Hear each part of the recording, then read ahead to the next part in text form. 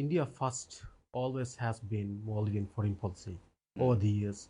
However, we have seen some conflicts and some disagreements between Maldives and India since Dr. Wahid administrations, Mao and your administration. Uh, and now we have seen an India out campaign initiated by you. Why an India out campaign? It has not always been India first in our relationship. India has been a neighborly country, a good neighbor. So India, we have always given preference, but not necessarily India first. India first was a more recent affair.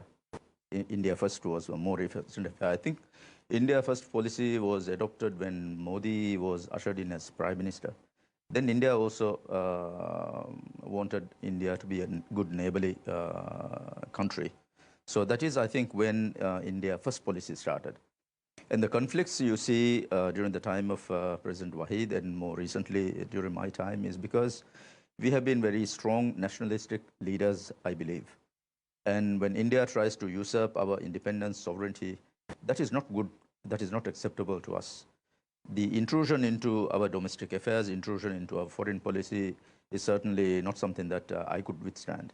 So this is why I think there was conflict between Indian government and Maldives at that time during my regime. India, for example, in the pretext of flying helicopters here for the Maldivians' benefit, they had deployed some amount of foreign military, Indian military here, and that was not acceptable to me. Indian helicopter service did not serve its purpose, and therefore I requested Indian authorities to remove the helicopters because we had no need for them. And helicopters had no night vision, and most of the search and rescue is also covering night time, not only daytime flying. And for this, we requested a Donia with night vision gadgets fixed. And India was not able to deliver that. India was insisting on maintaining the helicopters. And simply that was not good enough for us. We requested India to remove the helicopters. Unfortunately, it was not to be. India refused to take the helicopters, refused to take their military personnel out. So this is something forcibly enforced on a sovereign country, however neighborly we may be, is not something acceptable to Maldivians, and certainly not to leaders like me. And that is, I think, why the large conflict, or more significant conflict you see, or confrontation you see between Indian policies, foreign policy, and Maldivian foreign policy, which simply we don't converge. Simply, we don't converge in our neighborhood. The Indian foreign policy is something that I, as a leader, do not accept. The hegemonic influence they would want to influence on all their neighbors is something I don't think any of the neighbors would like. But unfortunately, India is a country to reckon with. India has been a great neighbor. Even now, we believe Maldivian people and Indian people, we are friendly, but unfortunately, the Indian government's foreign policy is something that we cannot live with. And why India out? Simply for this reason.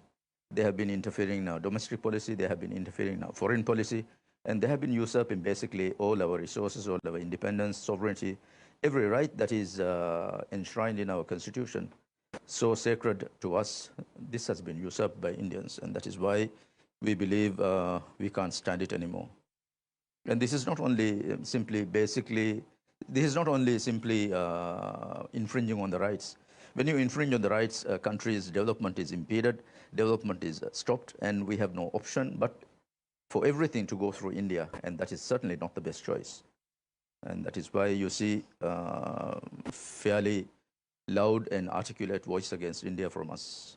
Mr. President, that was your explanation regarding the ongoing protests. However, that the Indian community and the Maldives, some of the Maldivian politicians uh, name you and state you as a anti-Indian. What's your comment? Absolutely rubbish. I'm not anti-Indian, but I'm more pro-Maldivian. What about the leaders here? Are they able to give any rational explanation as to why Indian military presence needs to be here? I simply haven't heard any of the Maldivian leaders giving a reasonable explanation or even an adequate explanation as to why Indian personnel need to be here. So this is totally outlandish, really. So you are not against the Indian people or the trade between Maldives and India? Do you see anything from my side, any remark against Indian people? We have Indian teachers, we have Indian health officials, we have other service industry people here in India. Do we see PPM or myself or any of our leaders commenting or remarking negatively about Indians living here? We've been talking about Indian foreign policy. We've been talking about India's military presence here. Will there be any disagreement between people of India and Maldives people? I don't think there's any disagreement between people of India and Maldives. We are neighborly countries. And the option, I will answer you in a counter question. Do you think we'll be subjugated to India and we lose our independence just to restore goodwill of India? Do you think it is an option for Maldives to give up our sovereignty, to subjugate our independence? Is that the option that the other leaders are talking about? In various occasions, you have given a very strong words to Indian governments, especially after your election, 2018 elections. And we have seen, as per your party, as per the opposition, 1st February, some people describe as a judicial coup. Oh, and you have linked the judicial coup between Maldivian judiciary and Indian. Is there any link to India regarding the judicial coup? Is this a good observation that I linked the judicial coup to India? Or was it President Nasheed who linked it? What's your? No, no. If you journalists do go back to your work, revisit your work, I think it is President Nasheed who said that it's Indian government who helped them through the election, and therefore the way the election was rigged, we all have seen it, and we have seen those comments from people very close to Supreme Court justices. And also, just now you also have mentioned that 2000 election was rigged by Indian. Yes. In which way you're saying that it has been rigged? No, this is a remark made by President Nasheed, and we endorse the remark. We endorse the remark, and we know well that this effort was started from February 2008, February 1st, 2018.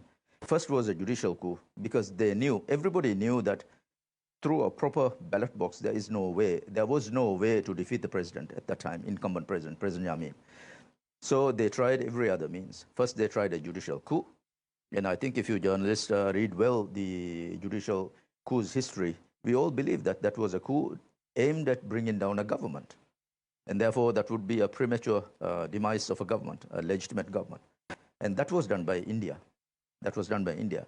And then more recently, during 2018, later 2018 election, clearly it was President Nasheed who said that it is India who helped them rig the election. And we are only endorsing what President Nasheed said. And clearly we have seen India's intervention in these affairs. We have seen some people, some politicians saying that some of the members of election commissions under the pocket of Indian embassy back then. Do you have any say? Do you believe? Tell me, you are a journalist. Do you believe some journalists are on Indian payroll? Do you believe that election commissions members were in pocket of? Do you believe journalists have been reporting fair and accurate picture of Maldivian politics here? And similarly, whether election commissions officials were in the pockets of Indian embassy, an investigation needs to be done, isn't it? We know clearly the way elections commission proceeded with the ballot papers, how they proceeded with the ballot papers, destroying all the ballot papers. It's clearly unlawful. It's clearly unlawful. Normally in elections commission, after even a council election, they maintain the ballot papers for something like minimum 6 months. Supreme Court ruling was out, declaring that I would be able to contest this, I would be able to go through the ballot papers. And when I wanted to exercise that right, 2 days or 3 days after Supreme Court ruling was out, all the ballot papers were shredded. Why would the ballot papers need to be shredded like that if there wasn't something that they wanted really to hide? A reasonable person should give an explanation. Why has the Prosecutor General been silent on that? Why has the Supreme Court been silent on that? Why has the National Defense Force and the Police Force been silent on that? They clearly know that the most important national security aspect has been really infringed. Presidential election is the most important aspect of national security. And when that is removed from us in such an overwhelming manner, all the national security apparatus, law enforcement authorities, education bodies like Supreme Court or the courts, they have all failed in their national duty. And that is the suffering we are undergoing now. We have seen that you also had a very good relationship there with the Indian government at the beginning of your administration, and now also we have seen that President Solhi also having a strong bond with the Indian government. So, what do you think the government of Maldives, current president of Maldives, and the government of India are doing a bit more than they should? Clearly surrendering the national security or national sovereignty. That is clearly what this government is doing. What Moldovan leaders always maintain with Indian authorities is good neighborly relations, very preferred relationship with India.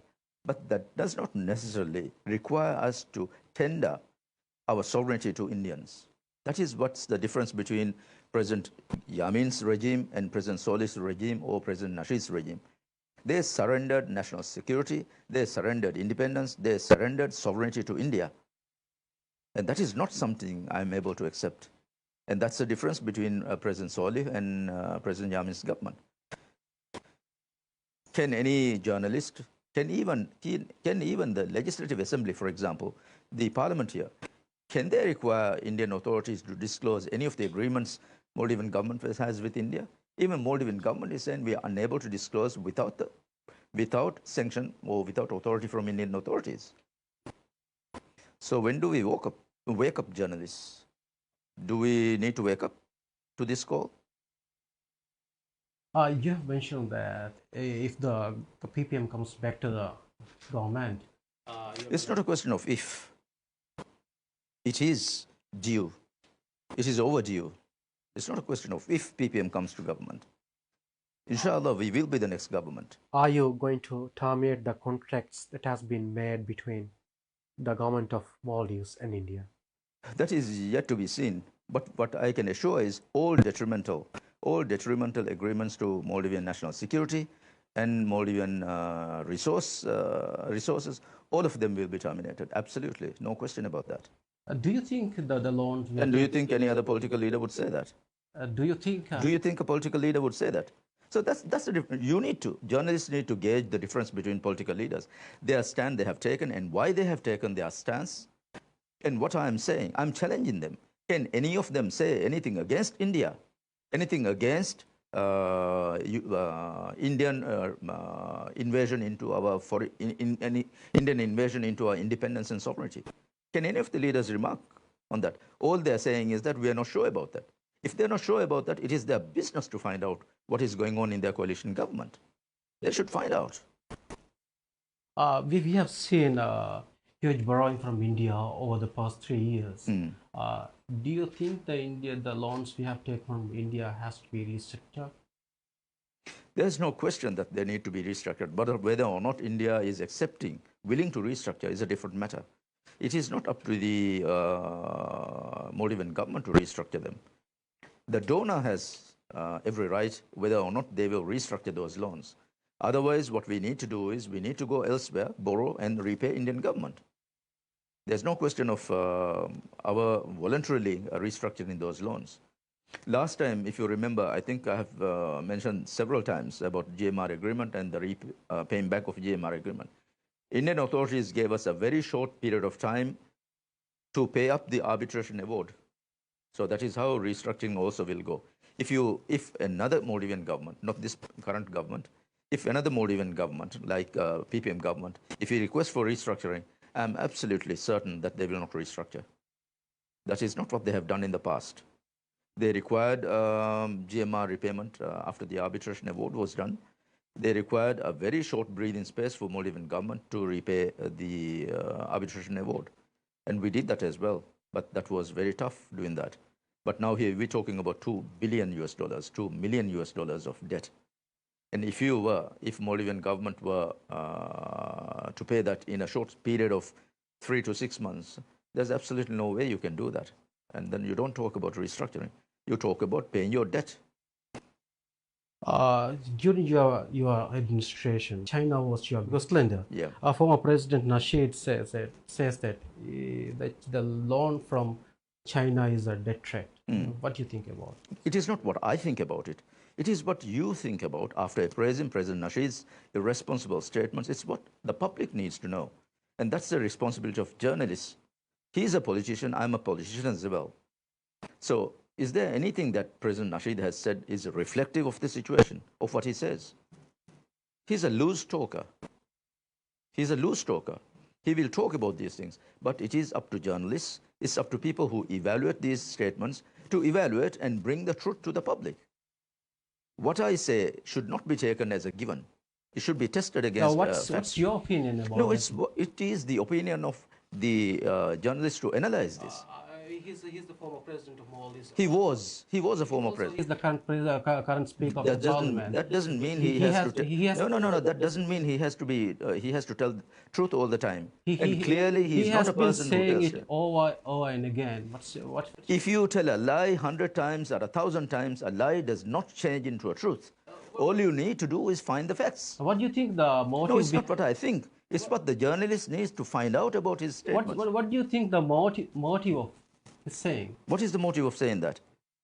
What is the motive? Tell me. What would be the motive? What do you think? That is purely undermining my borrowing from China, isn't it? Or do you think he has another political ambition behind it? Another political ambition. Behind his agenda? No, openly he has been very anti-China, and openly he has been very pro-India. Is that enough? But whatever he has said about China, Maldivian government under my regime giving China 18 or 19 islands on lease, and some of the current ministers, they have also been reiterating his comment. Is there any truth to this? Is there any truth to this?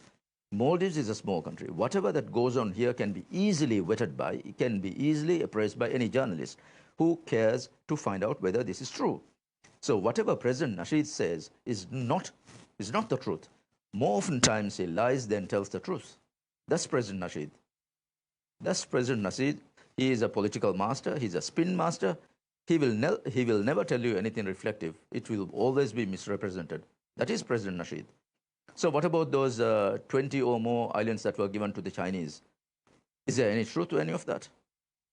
More borrowing from China than India. Is there any truth to that? We are indebted to China. Is there any truth to that?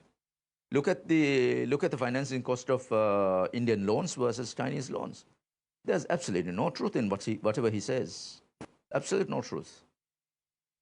With the financial experts in the world banks and IMF and those financial institutes have been asked current government to reduce their expenditures. And we have seen that current difficulties in the world economy. And we have seen a lot of difficulties in Maldivian economy. What do you comment on that, Maldivian current economy? That's factual, isn't it? That is factual. But we don't get into that mess unless it is created by us. It's a mess that Maldivian government has created for itself and its people. This is not because of difficulty in the world. This is not because of economic difficulties around the world. This is not because of COVID. It's bad policies. It's bad financial policies. Even now, the government is talking about not collecting tourism dues. So even if finance minister anticipates a lot of revenue from tourism, that is not to be. Why would any resort owner pay his resort rentals when several others have not paid and no measures have been taken against them? Why would the others pay rent on time? It was only, I think, last week that Tourism Minister Mausum has remarked that even though these rents, huge areas are not paid to the government, they are going to be very lenient. If you have a very lenient policy towards collecting your revenues, then we will suffer. We will suffer. And this is a suffering that we have brought on to ourselves by the government, bad policies. Do you think President Solih is capable of managing our economy? Do I need to comment on that? What's your opinion? No, I don't need to give an opinion on that. Because you have been. No. Very sorry. You're not going to get it out of me. You have to gauge. Who will be responsible for the mismanagement here? Who is responsible for economic misery here? Who is responsible for all the costs going up? Who is responsible for shortage in dollar? Who is responsible for all the budget deficits? Who is responsible for fiscal mismanagement? Do you want me to spell out all of this? What is more credible? Another one politician criticizing the other politician, or journalists, after analyzing, brings the truth to the public. What is more credible? So that's the role for the journalists, not for politicians. Whatever President Solih does, and whatever cover-up story is given by his deputy or finance minister, it will be tested against facts. And when it is tested against facts, I think public knows the truth. And it is not for another politician, opposition politician like me, to spell it out to the public. The public knows that. When your spending on domestic consumption goes up, you know what is happening. If you want, I can cite you some figures on domestic consumption, how the prices have gone up during the last 2 weeks. It's something that journalists needs to bring out to the public. That would be more credible rather than politicians talking about it, isn't it?